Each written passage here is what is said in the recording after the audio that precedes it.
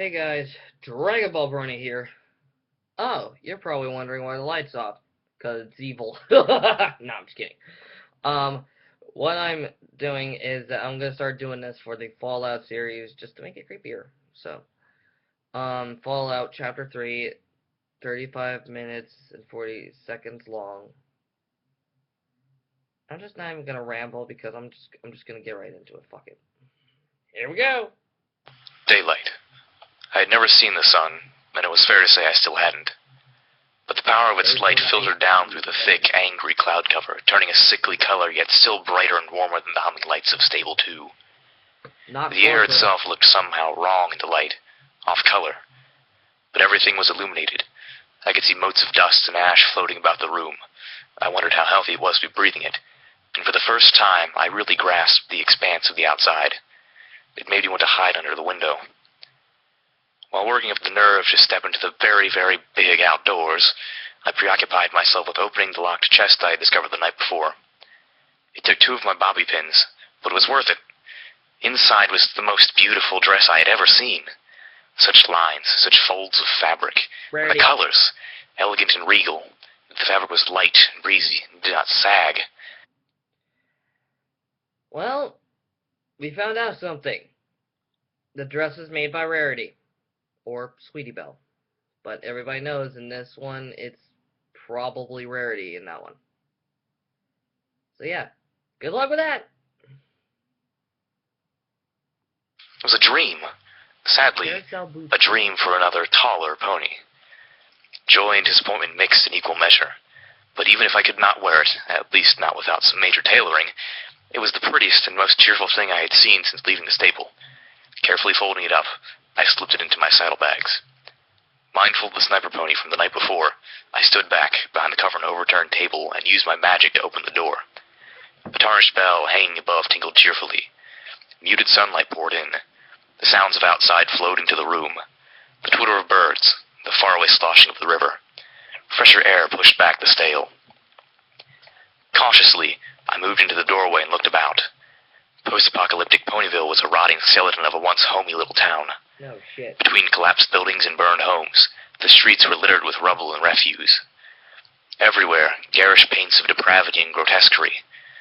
The graffiti was not limited to the outside. The raiders had defaced the Carousel Boutique with an almost ecstatic fervor. I turned from the doorway, my gaze following the lines of profanity that curled up the walls towards the rafters. No shit. I shrank back, choking in revulsion what the sunlight revealed above me.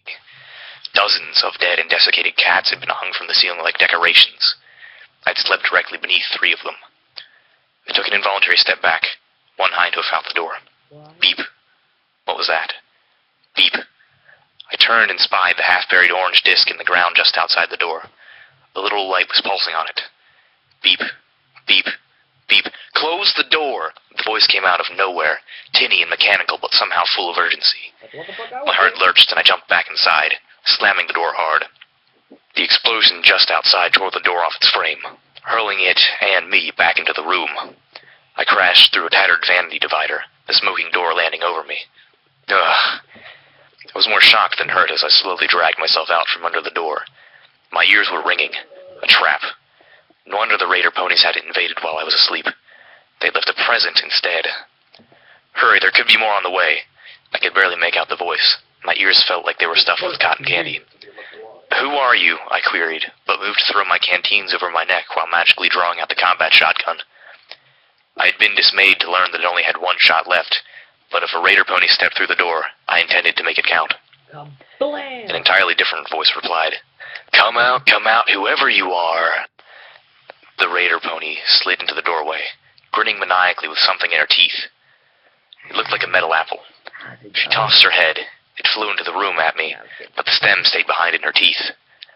A memory flashed through my mind. I was a younger pony, trotting to the stable schoolroom when an older pony stepped out of a doorway and heaved a water balloon at me. It had burst against my horn, soaking me and my homework. "Hey, don't look so sad, Blank Flanks. I was just trying to help you. You know, in case your key mark is supposed to be a target." The older pony had laughed and hurried off to class, leaving me dripping and miserable in the hall. Lesson learned. When some pony throws something at you, don't let it hit you. Don't even let it hit near you, because it might splash. The combat shotgun clattered to the floor as I focused my magic on the metal apple, catching it and hurling it out the door. The grenade barely cleared the door frame when it exploded. Dust and splinters of wood flew at me, getting in my eyes. A tinkling erupted at my feet. Looking down, blinking the debris from my eyes, I saw the little bell from over the door had landed, mangled at my hooves. My eyes hurt, and I kept blinking to clear them. Cautiously, lifting the combat shotgun again, I edged towards the door. I could barely see the foreleg of the raider pony around the edge of the doorframe, completely still. With a second thought, I levitated the table so that it formed a barricade over the lower half of the doorway, and crawled up behind it. Quickly popping my head up, I looked to see if the raider pony was still conscious. The leg wasn't attached to the rest of the pony. It took me a moment to spot the rest of her torn body, mercifully dead. I dropped back under the cover, feeling a strangeness pass over me. I just killed some pony. Damn right you did. Sneaking out of Ponyville had been harrowing. I realized early on that I had been neglecting to use my eyes forward sparkle. Once I had brought up my EFS, it was far easier to determine where the raider ponies were, and to avoid them. Despite actively looking for me, the raider ponies proved less than adept hunters. I used my magic to bang a mailbox lid down the street or break an empty bottle against a freestanding chimney several yards away, providing a decent distraction to get past them. I had almost made it past the last house when the sniper pony started taking shots at me again. The closest shot grazed my flank, a slash of burning pain and flowing blood. Fortunately, the wound looked far worse than it was, and even my meager medical skills were enough to stop the bleeding and bandage it. I crouched in a little gully, sheltered by trees, and fought to catch my breath. Somewhere in the distance, I heard music playing again. The rumble from my stomach was much louder, reminding me that I hadn't eaten in almost a day. I floated out one of the apples from my saddlebag, while I uncorked one of my canteens. Of course, I had no more than taken a sip when my pip-bug threw a dancing red light onto my EFS compass.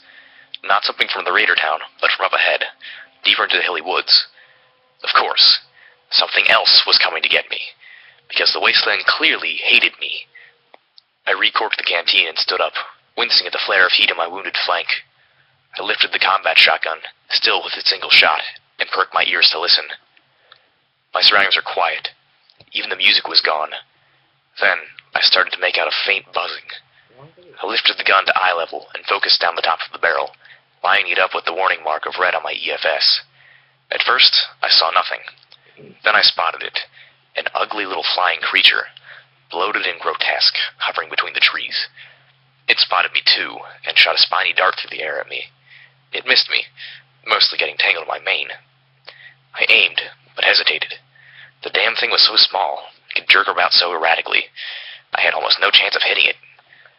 I didn't dare waste my only shot, so I did the next best thing. I dodged behind a tree and prepared to gallop. Another mark appeared on my EFS, followed by a zorching, crackling sound quite unlike anything I had heard before. The red light winked out, leaving only the new one, which my pip-buck had defined as friendly. I'm really sorry about what happened back at Ponyville, but that raider didn't give you any choice. She would have killed you. It was the same mechanical, tinny voice that had shouted out the warning that surely saved my life earlier. With a mixture of relief and bewilderment, I watched the sprite bot fly up to my hiding place. Who are you? What are you was the question that wanted to escape my muzzle, but I suspected that would be rude to ask. A friend. I raised an eyebrow. Okay, a passing acquaintance, but one that doesn't mean you any harm. After a pregnant pause, call me Watcher. I regarded the sprite bot critically. Watcher. Okay. I slipped out from behind the tree and started looking for where my apple had rolled when I dropped it. Not far away, near the flying creature I had seen, I spotted a glowing pile of pink ash. You did that? Bloat sprites. That's what you get when you mix parasprites with taint. Can't stand it myself. Glad to help. Finding my apple, I levitated it up. Thank you, and thank you for the warning about that thing in the ground. Mine. I blinked. You want my apple? The sprite bot laughed, which was a very weird sound since the artificial voice didn't have any inflection. No. That's what it was called. The explosive on the ground. It's called a mine. It triggers when you step close. Oh, I took a bite of the apple. That's a very stupid name for a weapon. The sprite bot laughed again. It was a little unnerving. Then, strangely, I found myself chuckling as well. really thought you meant my apple was yours. I'd share it with you if you wanted, although I don't know what you'd do with it since you can't eat. Huh? For having no emotion in its voice, the Sprite Bot did a good job of conveying confusion. You don't eat food because you're a robot and you don't have a mouth? A third time with the laughter, although this was more of a slight chuckle. Oh, you mean the Sprite Bot? Well, at least I wasn't the only one this conversation managed to confuse. Although, I was more confused now than ever. The Sprite Bot isn't actually me. I'm somewhere else. I just learned how to hack into these things to communicate. And look around. I was beginning at the picture. But then that music... Oh gosh, no, I turned that crap off the moment I hack into one of these. You have no idea how old that music gets. As an afterthought, the hacker and the Sprite Bot added, "Yet." I finished my apple. My stomach felt much better now, as did my spirits, thanks to finally having a civilized, if utterly bizarre, conversation.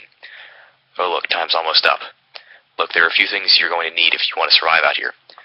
A weapon, or at least a lot more ammo for the one you have. Armored barding, a bit of guidance, and more importantly, you need to make some friends.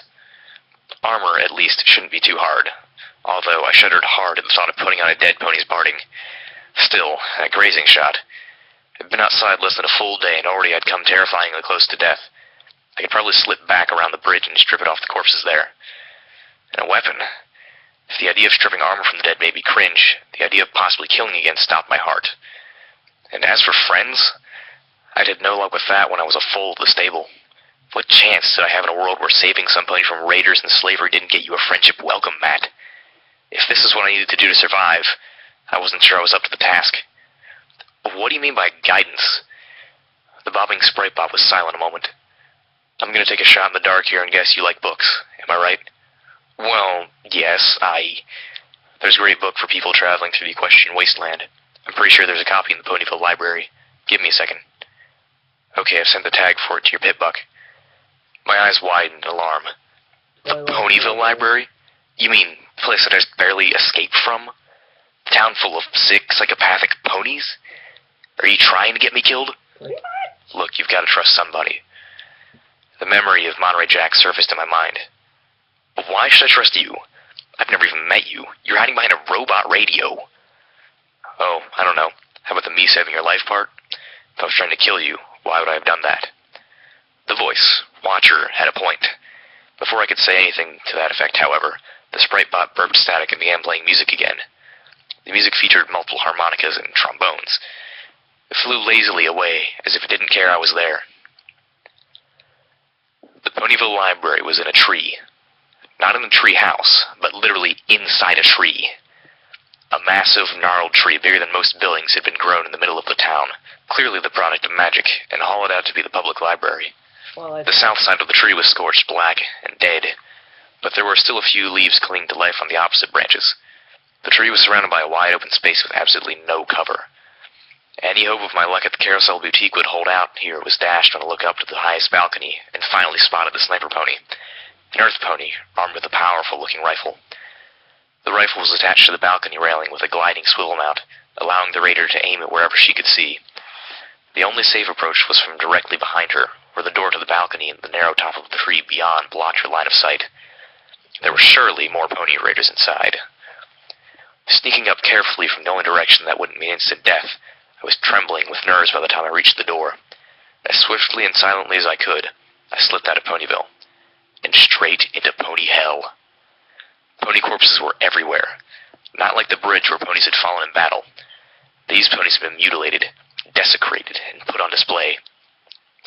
Some poor pony's body hung from the ceiling, head and hooves severed, and flesh sliced open and pulled back to reveal the meat and bones beneath. Heads and limbs hung from chains like sick party decorations. The rotting body of a pink pony with a violet mane was mounted, spread eagle, over a bookcase with railroad spikes. Two had been driven into her eyes. On another wall, a torso had been skinned and sliced open, the pony's entrails pulled out to decorate the shelves like streamers. Blood and gore were everywhere, dripping from the ceiling and painting the walls in equal parts with the graffiti that had somehow gotten even more mocking and cruel. Between the bookcases, pre-war posters were mounted in shattered frames. Some raider pony had painted over one of them, reading his magic, with a crude but effective description of a megaspell detonation. Another, the most beautiful ponies have beautiful minds, was covered over by a painting that was simply pornographic. The books had been burned into piles. The floor was layered in ash and filth. The stench was unbearable. The room was dominated by 3 cages, 2 large square ones, and a smaller one hanging from the ceiling, which was barely big enough for a pony. Captives, filthy, beaten, and misused, were curled up inside, their hoofs tied together with stained ropes. The 2 in the nearest cage looked at me pitifully, and my heart wrenched painfully. My eyes kept going wider until I had to clench them shut and bite down on one hoof to keep from screaming. I backed against the door, heaving and unable to breathe properly, not wanting to breathe this air in at all. The horror of the room flooded over me, drowning me. I pulled my hoof away barely fast enough to avoid vomiting my apple all over myself. The stench of it mixed with the reek of the room, assaulting me further. "Please," a whisper from one of the ponies, terrified to raise her voice. "Help us." This was beyond horror. I pressed my eyes tighter and tighter, then opened them as a wave of brutal determination cut through the sickness. "Please, help." That was no voice, disembodied and trapped in an internal loop, coming from some radio signal floating through the ether. These were living ponies. They were right in front of me, and they needed help. And I was as damned as these rotten raiders if I was going to make them beg again. The screwdriver and bobby pin slipped out and immediately began working on the nearest lock. With a click, the metal cage door swung open. Inside, 2 ponies, bound and laying in their own filth. I realized uncomfortably that I had nothing to cut the ropes with. I tried to untie them with my magic. The first pony's ropes were so wet with blood that I could pull them apart. The second ponies were bound too tightly. Are you for real?" The first pony stood shakily. I'm free." I nodded, then glanced to the other ponies. I had no idea how I'd reach the one hanging in the cage. "If you could help me with..." The pony blanched and shook her mane. "Oh no, I can't stay here any longer. But here, take these supplies. I managed to squirrel them away." Tony dug into the floor muck with her hoof, revealing the utterly pathetic pile of scraps laying on a dirty rag that amounted to her entire worldly possessions. A can of diced carrots, a box of pre-war single-serve cake, a handful of bottle caps. It broke my heart. "No, you keep it. You'll need it more."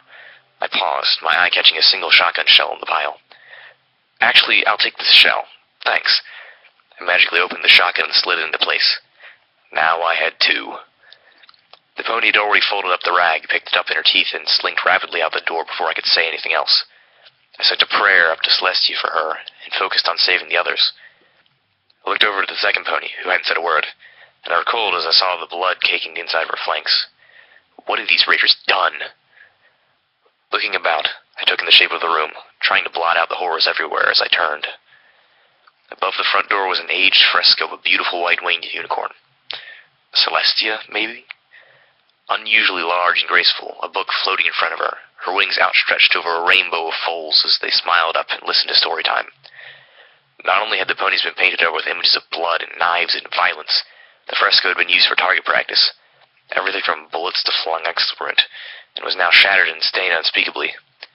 The room was oddly shaped, with balconies and rooms branching, literally, off in all directions. I could hear the voices of raider ponies in the other rooms, and judging from the decor, knives wouldn't be far behind. "I'll be right back," I promised with a whisper. Then, levitating the combat shotgun, I moved towards the nearest interior door. I jumped back as the door swung open at me. A raider pony stepped through and stopped, staring at me blankly. His coat was a dark black under his makeshift armor, his mane wild. Holsters were strapped to his flanks, one with a small gun, the other holding a blade whose edge was jagged like a saw, ensuring the most grievous of wounds. In stark, horrified disbelief, I saw that his cutie mark was actually his splayed torso. The raider pony recovered quickly, swinging his head around and drawing out the small gun in his teeth. What, was he going to pull the trigger with his tongue? Just before Sats helped me pump 2 shotgun rounds into his face. I felt no remorse as his head turned into spaghetti sauce that splattered all over his instantly lifeless body. I hadn't just killed a pony. These raiders had given up any right to that title. These were not ponies. They were sick monsters that needed to be put down. And Celestia helped me if I wasn't going to do just that. I didn't realize it until the moment, but I was mad. The pure evil of this place had shaken me to the core, and my core was furious. Collecting the knife and gun, I dropped the empty combat shotgun to the side.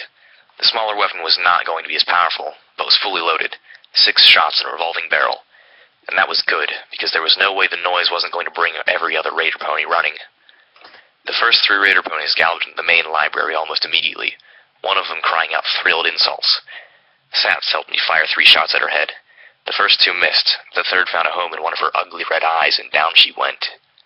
The second started firing another small firearm at me. What do you know, they do shoot with their tongues. Bullets impacting the door frame. One shot punctured one of my saddlebags, but didn't pierce flesh. I crouched and poked my head around, levitating the revolver in the open doorway. I fired 2 shots at the second pony, but my pickbuck's targeting spell was refreshing. Without it, I might as well have been aiming at the ceiling. Still, the gunslinger raider skittered away, using one of the captive ponies for cover. The dishonorableness poured gasoline all over the fire of my anger. I stepped fully into the doorway, looking for the third, spotting him on the far end of the main room. The third raider pony lowered his head, a pole cue clenched in his teeth, and charged at me. I blinked. Really? I took a single step back. The pony rushed at me full tilt and was nearly on me when the ends of his pole cue struck the doorway, snapping him to the stop. I fired the revolver's last shot, point blank into his neck. Even I didn't need Sats at that range.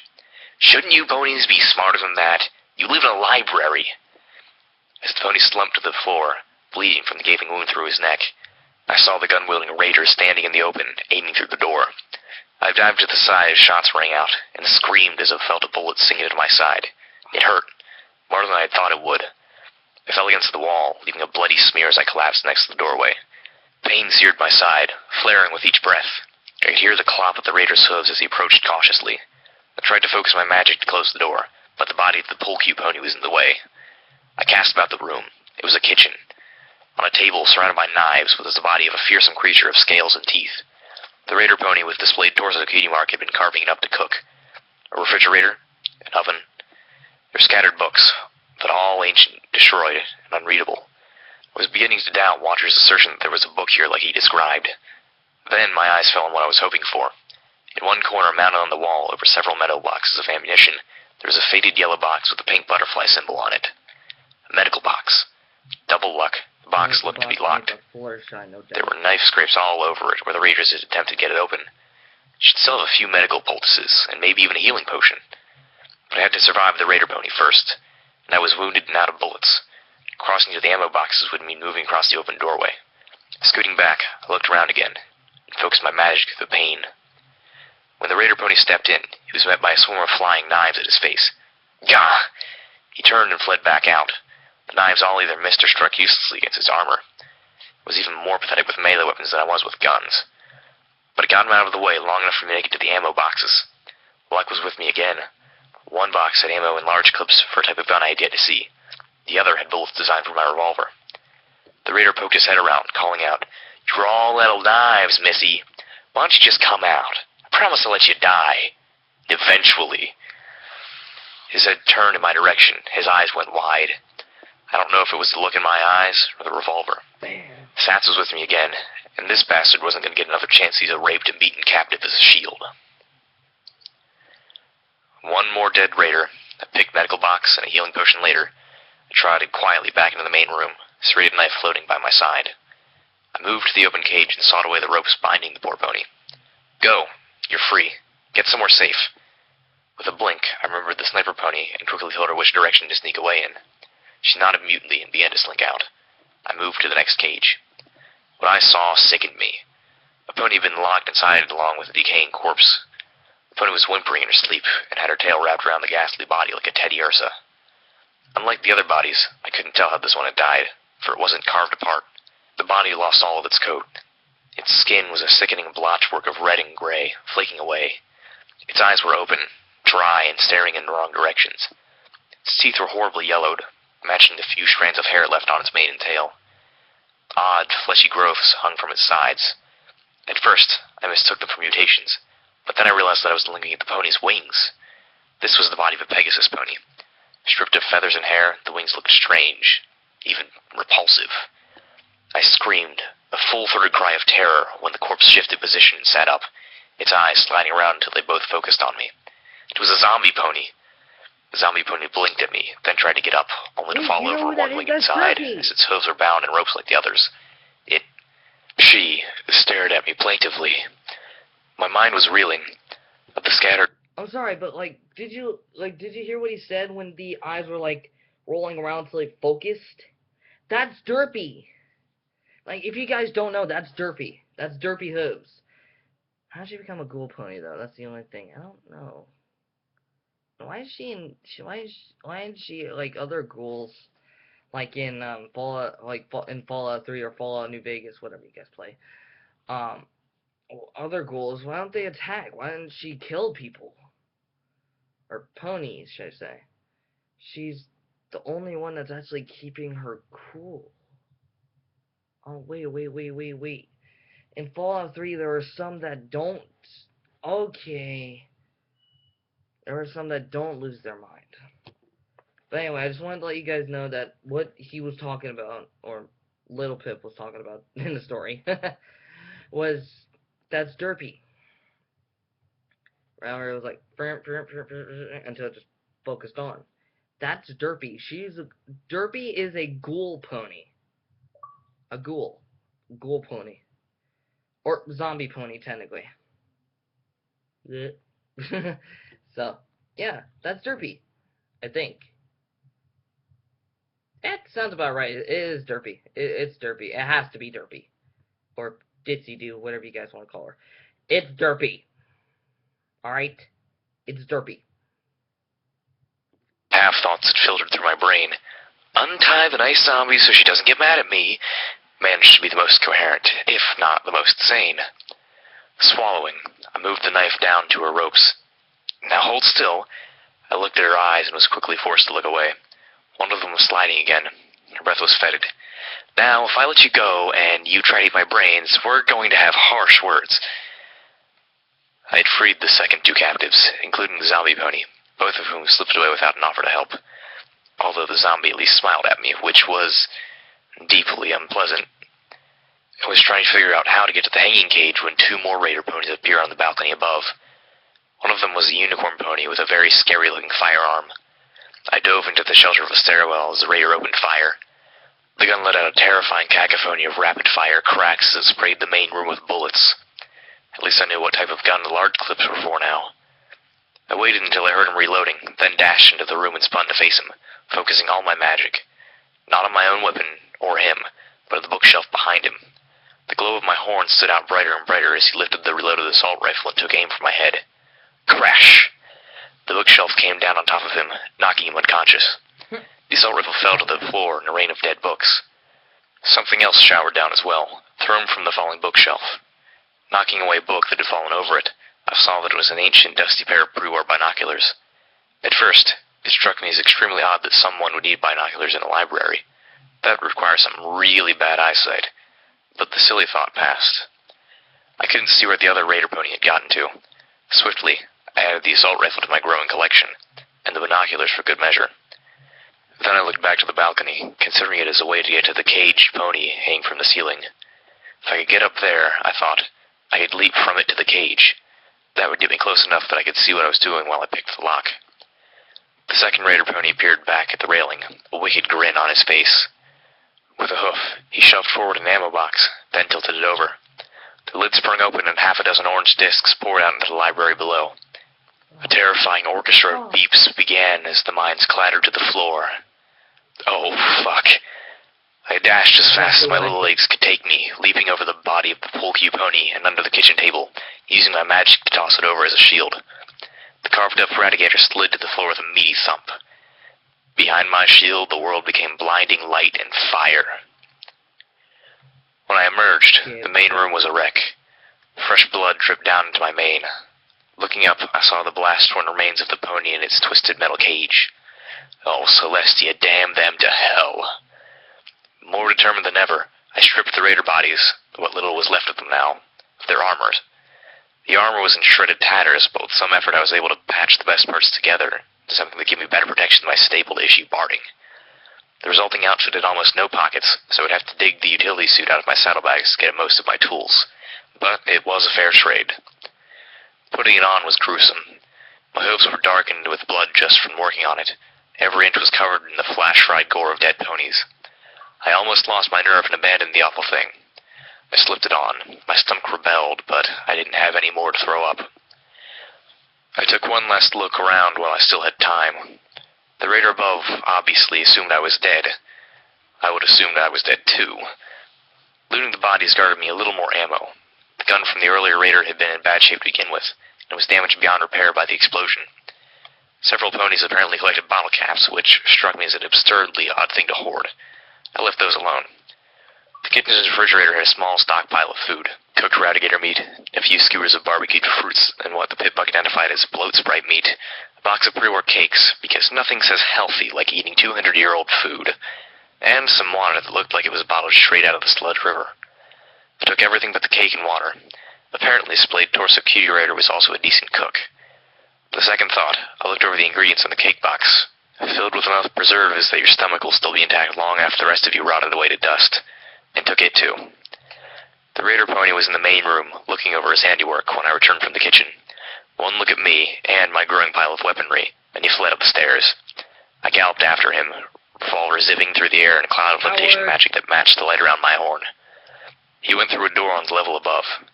It took me a moment to reach it, but caution made me skid to a stop before barreling through. If that had been me on the other side, I'd be waiting just on the side of the door, ready to take the head off the raider who rushed through. With positions reversed, I was not going to make the same mistake. A filly's cry from inside, "Ah, help me!" changed the scenario. Standing to the side, I threw open the door. When there was no attack, I darted in and stopped short. The room was lined with Morse-Strud books on either side and ended in a large window that opened down to a balcony.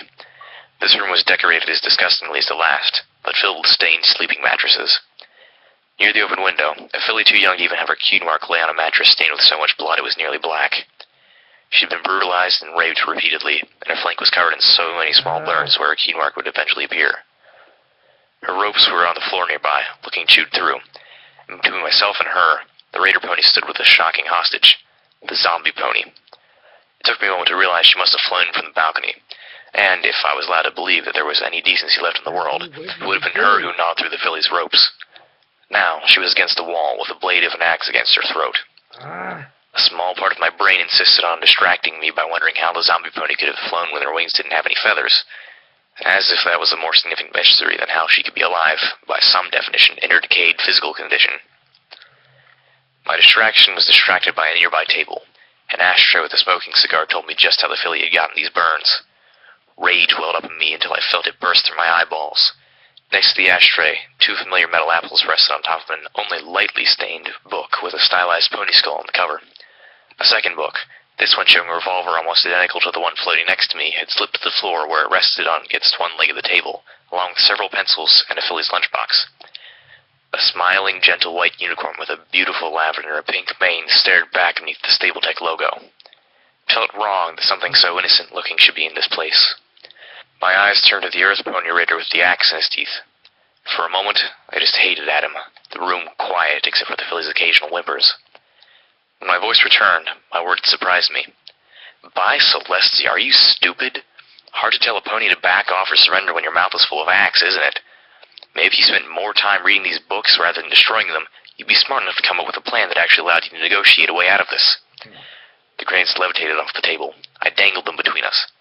One that doesn't end with me shoving one of these up your tail hole. The raider pressed the axe blade tighter against the zombie pony's throat, enough to cut the flesh, which split and pulled back as if it had been strained taut. Ichor that might have been blood once oozed from the wound. The zombie pony didn't flinch or whimper, but the filly did both. Right. Killer. The revolver floated forward next to the grenades. That way, there won't be anything blocking my shot. I could see the raider considering his options and not liking what he was finding. Dropping the axe from his mouth, he whinnied pathetically, "I don't want to die," and dashed for the open balcony, leaping over the cringing filly. Sat sent 4 shots right into his ass. It was a pathetic way to die. Looking to the filly and the zombie pony. No. Look, asshole's calling me during reaction. Pony, I smiled grimly. There's one left. I'll be right back. I turned and continued up the stairs toward the upper balcony and the sniper pony. Better equipped and a lot more confident, my heart still flickering with a righteous fire, I made my way carefully out of Ponyville. Up ahead, I spotted a huge gazebo surrounding a marble statue of a rearing pony girded with combat barding and a sword in his mouth. The gazebo was relatively free of graffiti. Peeking through the binoculars, I could see why. The field of weeds around it were teeming with radigators. My EFS was filling with red marks as I drew closer. Slipping out my newly acquired sniper rifle, I picked off a few. Their meat, I knew now, was safe when cooked, at least relative to other food sources of the equestrian wasteland. Slipping the sniper rifle back into its harness, another gift from the sniper pony, I slid out the serrated knife and crouched up towards my kill. An alert flashed on my pit buck. Checking it, I discovered that it had labeled the gazebo in front of me, the Macintosh War Memorial. Curiosity pulled me closer. Careful of radigators, I neared enough to read the description beneath the statue through my binoculars. In honor of Big Macintosh, hero of the Battle of Shadowtuff Ridge, and his noble sacrifice for all of Equestria. As I lowered the binoculars, I caught sight of something else. A concrete circle sticking up from the ground, roughly halfway between myself and the gazebo, with a pony hole cover. Remembering the night before, I turned my pit buck back to the first radio broadcast on the list. I realized this had to be where the ponies were holed up. At the old memorial, they said, right? Pulling out the revolver, wary of radigators, I crept toward the cistern opening. I was almost there before one of the beasts charged at me, its huge maw opening to reveal rows on rows of razor-sharp teeth. I fired twice into its mouth. Horrifyingly, that wasn't enough to kill it, but it did make the beast think twice. The sound, however, brought more of them down on me. Abandoning the revolver in fright, I used my magic to pull open the pony hole and dived in, sliding the cover over behind me. In the wake of my anger, I was exhausted. In the aftermath of the library battle, my whole body ached from exertion. My nerves felt frayed from the constant adrenaline. Eating a bloat sprite skewer, I looked over the small underground chamber once more before curling up on the upper bunk of a pair of bunk beds built into the wall. I tried not to think of the cold skeleton on the bed below me. The skeleton of his father was by the door. A sip from my canteen took the edge off my thirst. It was almost empty. I had to conserve. I reflected how, when I had come back down the stairs after dealing with the sniper pony, the zombie pony was already gone, and had taken the poor filly with her. I hoped it was to someplace safe. I found it strange that the most decent pony I had found in the wasteland was already sort of dead. I also noticed that the assault rifle pony was also gone. He had woken up and freed himself from the crushing bookshelf. That meant there was at least one more raider still at the waist. I wasn't the sort of pony to kill some pony while they slept. Not even a raider. I figured that if I slept here tonight, that would give the radigators time to wander away from the exit. If I was lucky, I would even spot where I dropped the revolver. Until then, I would preoccupy myself with 2 new books. Slipping them out from my saddlebags, I looked the first one over, the one with my now-lost revolver on the cover. Guns and bullets. Very straightforward. I set it aside for now. The second book, a gray tome with a black pony skull on the cover, was the real prize. Opening it to the first page, I began to read The Wasteland Survival Guide by Ditsy Doo. And as I said, that was Derpy. The Ghoul Pony's Derpy.